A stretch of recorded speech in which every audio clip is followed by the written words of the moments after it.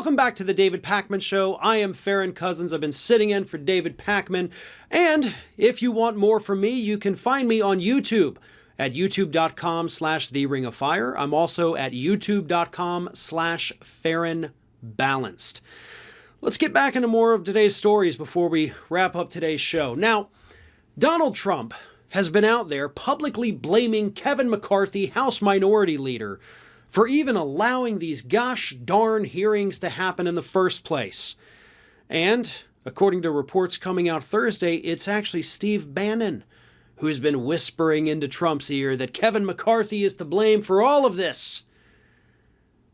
And as Trump this week has continued to blast McCarthy in statements and posts on his Truth Social, something rather extraordinary has actually happened in the House of Representatives on the Republican side. Suddenly, you have all of these pro-Trump Republicans that have been coming out and defending Kevin McCarthy.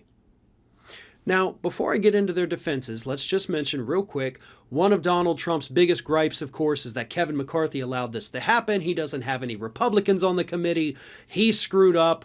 All of this is a farce, and it's all Kevin McCarthy's fault. So, let me read some statements. First one is from Representative Kelly Armstrong of North Dakota, who says, Kevin made the only decision he could.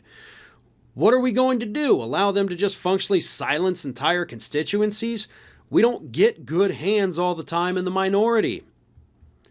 Then Jim Jordan, who of course has actually been implicated in the scandal. Jim Jordan kicked off the committee by Nancy Pelosi, and obviously for very good reason. Jim Jordan says, let's say Kevin says, I'm going to give you new names. There would have been a problem there. I think she was always going to wind up here because she wanted the partisan show. Okay.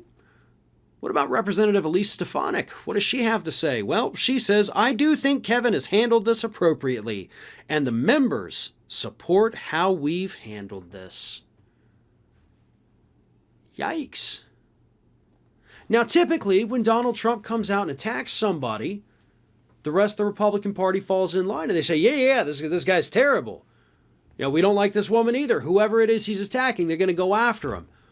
But when you have people who, of course, are actually vying for Kevin McCarthy's spot as potentially the next Speaker of the House, people like Stefanik, people like Jim Jordan, who would love nothing more than to be Speaker of the House, they're coming out and defending him against the attacks being leveled at him by Donald Trump.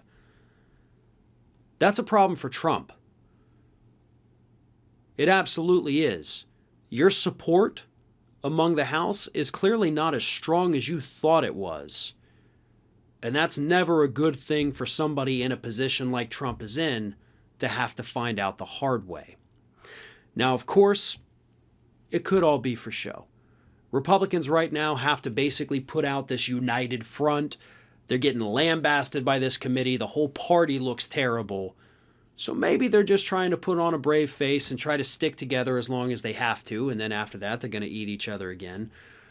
But publicly coming out and refuting what your big guy has to say, it's not a good look. And I don't know that Trump's going to be happy about it.